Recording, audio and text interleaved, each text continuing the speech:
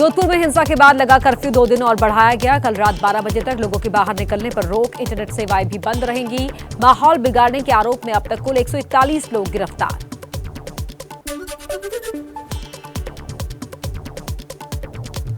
जोधपुर में शांति सद्भाव समिति की बैठक विफल, बीजेपी का भेदभाव पूर्ण कार्रवाई का आरोप। बीजेपी के नेता विरोध में बैठक छोड़कर निकले, सर्किट हाउस में ही धरना दिया।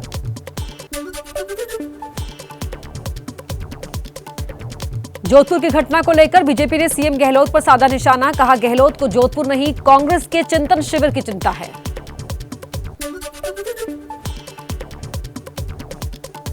बीजेपी के राजस्थान प्रभारी अरुण सिंह ने भी अशोक गहलोत पर निशाना साधा, कहा वो तुष्टीकरण की राजनीति कर रहे हैं। पीएफआई कर्नाटक के बाद राजस्थान में पैर पसार रही है। करौली, भीलवाड़ा, अलवर और अब जोधपुर में एक जैसी ही घटनाएं हुई हैं। जोधपुर की घटना को लेकर एआईएमआईएम प्रमुख असदुद्दीन ओवैसी का बीजेपी और गहलोत पर निशाना, कहा केंद्रीय मंत्री का इतनी जल्दी जोधपुर जाना इस बात का सबूत है कि बीजेपी अपनी सियासत चमकाने के लिए किसी भी हद तक जा सकती है।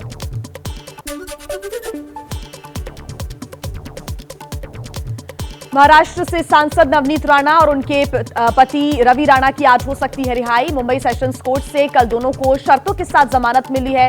कोर्ट ने कहा गवाहों और मीडिया से बात नहीं कर सकते, बुलाने पर देनी होगी हाजिरी।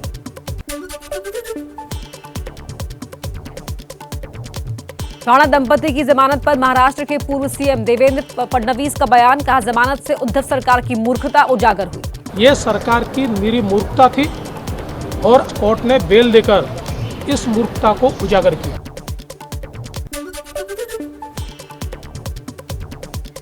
जाति प्रमाण पत्र मामले में निर्दलीय सांसद नवनीत राणा की अर्जी पर आज सुप्रीम कोर्ट में सुनवाई। पिछले साल जाति प्रमाण पत्र रद्द करने के बॉम्बे हाई कोर्ट के फैसले पर सुप्रीम कोर्ट ने रोक लगाई थी।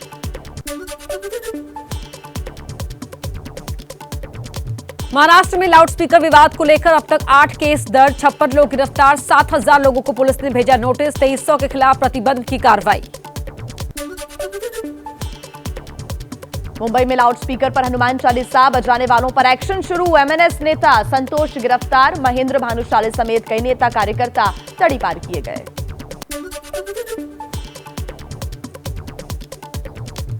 लाउडस्पीकर पर एमएनएस प्रमुख राज ठाकरे ने दी लंबे आंदोलन की धमकी, कहा मस्जिदों से उतरने चाहिए लाउडस्पीकर नहीं हटने तक हनुमान चालीसा पढ़ते रहे। अगर लाउडस्पीकर चलाए गए तो उसके सामने हम लोग हनुमान चालीसा इस महाराष्ट्र में देश में लोग चलाएंगे।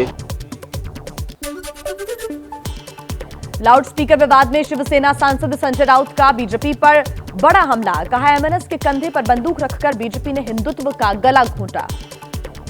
भारतीय जनता पार्टी ने जिस प्रकार की राजनीति राज ठाकरे जी के साथ शुरू की है, उसके लिए हिंदुओं के लिए काला दिन है। महाराष्ट्र में करीब 1500 मस्जिदों और 1500 मस्जिदों और 1300 मंदिरों को लाउडस्पीकर की इजाजत दी गई। नियम के मुताबिक आवाज रखने का निर्देश।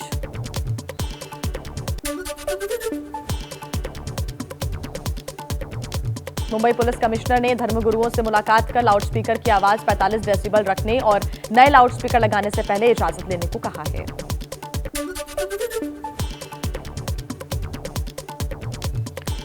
हनुमान चालीसा पर जारी सियासी घमासान पर मुंबई की पूर्व मेयर किशोरी पेडनेकर का बयान, बोली हनुमान चालीसा के नाम पर महाराष्ट्र और मुंबई में दंगों के हालात पैदा करने की कोशिश हो रही है। आधार लेके महाराष्ट्र और मुंबई में दंगल जैसा परिस्थिति निर्माण करना,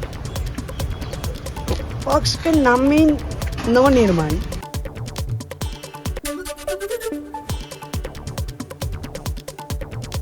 लाउडस्पीकर विवाद पर बिहार के पूर्व सीएम लालू प्रसाद यादव का बयान, कहा देश को बांटने की हो रही है कोशिश। ये सब बहुत गलत बात है, ये देश को टुकड़ा करने के बराबर है।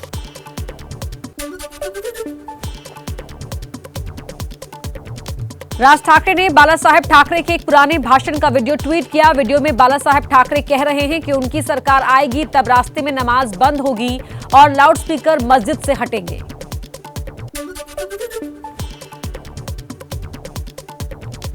शिवसेना नेता संजय राउत ने राज ठाकरे पर कसा तंज, कहा राज ठाकरे की हिंदुत्व की डिग्री फर्जी है। बिना नाम लिए उन्होंने कहा जिन्होंने बाला साहेब ठाकरे को छोड़ा और उनके विचारों को त्याग किया वो हमें सीख न दें। ट्वीट करके क्या वो दिखाना चाहते हैं, उनको क्या बाला साहब ठाकरे वहां, जो लोग बाला साहब जी को छोड़ कर गए उनके जीते जी, वो हमें हिंदुत्व क्या सीखे।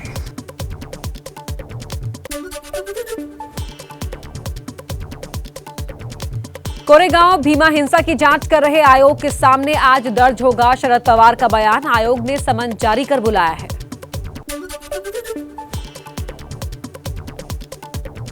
राजद्रोह के मामले में लगने वाली आईपीसी की धारा 124A को चुनौती देने वाली याचिकाओं पर आज सुप्रीम कोर्ट में सुनवाई। केंद्र ने अभी अपना जवाब दाखिल नहीं किया है।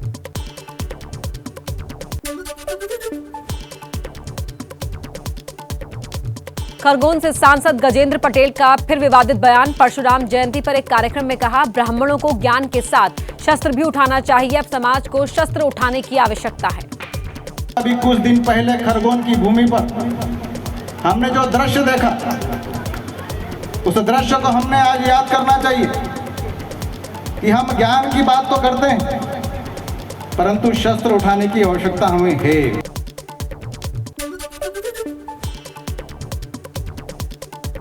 राजस्थान में विपक्ष के नेता गुलाब चंद कटारिया ने कहा बुलडोजर उन लोगों पर चलना चाहिए जो देश को तोड़ने की बात सोचते हैं। बुलडोजर उन पर चलना चाहिए जो बुलडोजर के नीचे आने लायक जी, आने लायक वो लोग हैं जो एक तरह से देश को तोड़ने का प्रयास करते हैं।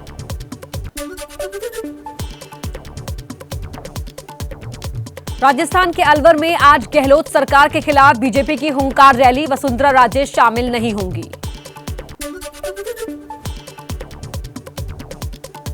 बीजेपी अध्यक्ष जेपी नड्डा का आज से 2 दिन का तेलंगाना और केरल का दौरा। आज हैदराबाद में पार्टी नेताओं के साथ बैठक के बाद महबूबनगर में जनसभा को संबोधित करेंगे।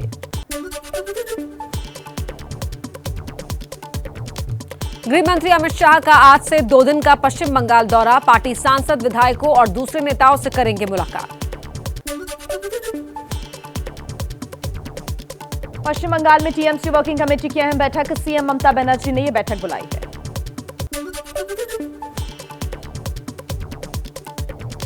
कलकत्ता हाईकोर्ट पहुंचे कांग्रेस नेता और वकील। पी चिदम्बरम का विरोध। कांग्रेस के वकीलों ने ही दिखाए काले झंडे। बंगाल में कांग्रेस के खराब प्रदर्शन के लिए चिदम्बरम को ठहराया जिम्मेदार।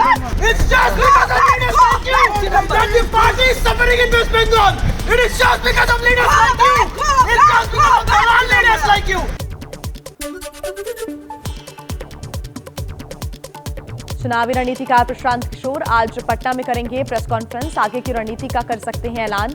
नई पार्टी बनाने के संकेत वो पहले ही दे चुके हैं।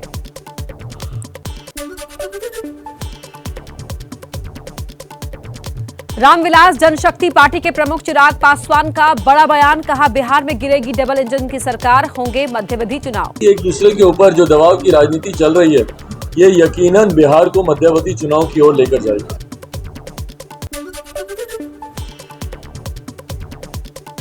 यूपी के सीएम योगी आदित्यनाथ उत्तराखंड दौरे के दूसरे दिन कई कार्यक्रमों में शामिल हुए। अपने गांव पंचूर में बच्चों से उन्होंने मुलाकात की।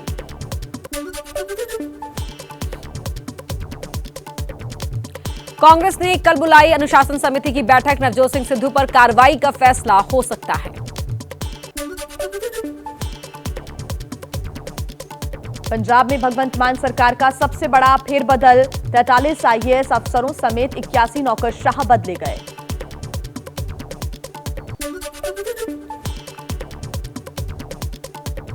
सुप्रीम कोर्ट ने महाराष्ट्र सरकार से 2 हफ्ते के अंदर बीएमसी और निकाय चुनाव की तारीखों का ऐलान करने को कहा। सरकार ओबीसी आरक्षण मिलने के बाद चुनाव कराना चाहती थी। पीएम मोदी का 3 दिन का सफल विदेश दौरा। यूरोप दौरे के बाद आज सुबह 11:10 पर दिल्ली लौटेंगे। दिल्ली एयरपोर्ट पर होगा भव्य स्वागत। फ्रांस के राष्ट्रपति इमैनुअल मैक्रो से पीएम मोदी की गर्मजोशी भरी मुलाकात। मैक्रो और मोदी गले मिले। रूस यूक्रेन युद्ध के बीच दोनों की मुलाकात पर दुनिया भर की नजर।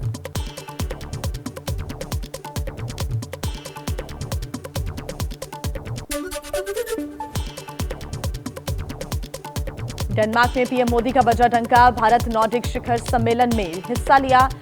डेनमार्क, फिनलैंड, आइसलैंड, स्वीडन और नॉर्वे के प्रधानमंत्री भी शामिल हुए।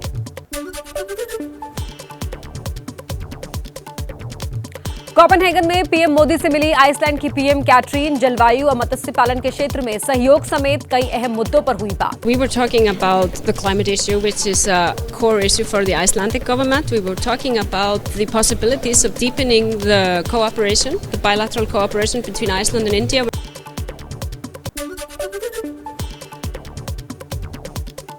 कोपेनहेगन में भारत और स्वीडन के बीच शिखर बैठक हुई। दोनों देशों के पीएम के बीच रूस और यूक्रेन संकट के मुद्दे पर भी बात हुई।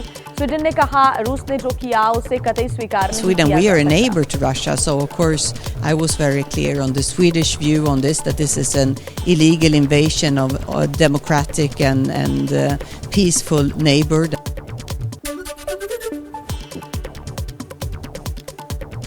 नार्डिक सम्मेलन से इतर फिनलैंड के प्रधानमंत्री सन्ना मारिन से मिले पीएम मोदी। द्विपक्षीय संबंधों पर हुई बातचीत।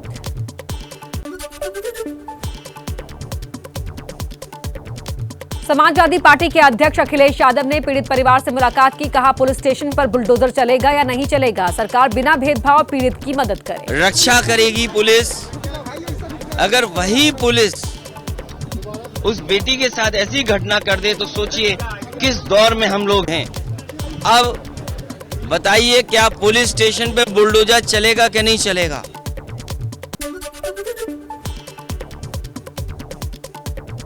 बीएसपी प्रमुख मायावती ने किया ट्वीट, लिखा थाने में नाबालिग लड़की से रेप की घटना शर्मनाक, सरकार मामले को गंभीरता से ले, दोषियों पर सख्त कार्रवाई हो। दिल्ली में अतिक्रमण हटाने का अभियान आज कालिंदी कुंज से जामिया नगर थाने तक अतिक्रमण हटाया जाएगा। 9 मई को शाहीन बाग में होगी कार्रवाई, 13 मई तक चलेगा अभियान।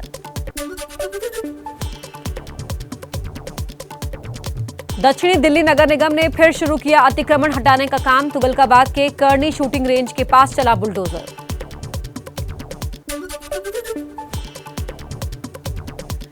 देश में एक दिन में कोरोना के 2568 केसेस आए सामने, 20 मरीजों की हुई मौत। कुल एक्टिव केस बढ़कर 19,137 पहुंचे।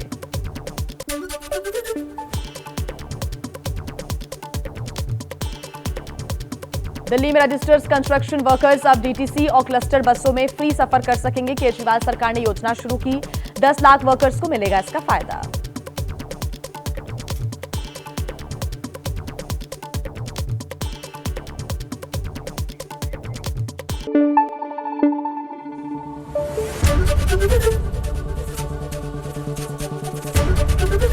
एबीपी न्यूज आपको रखे आगे।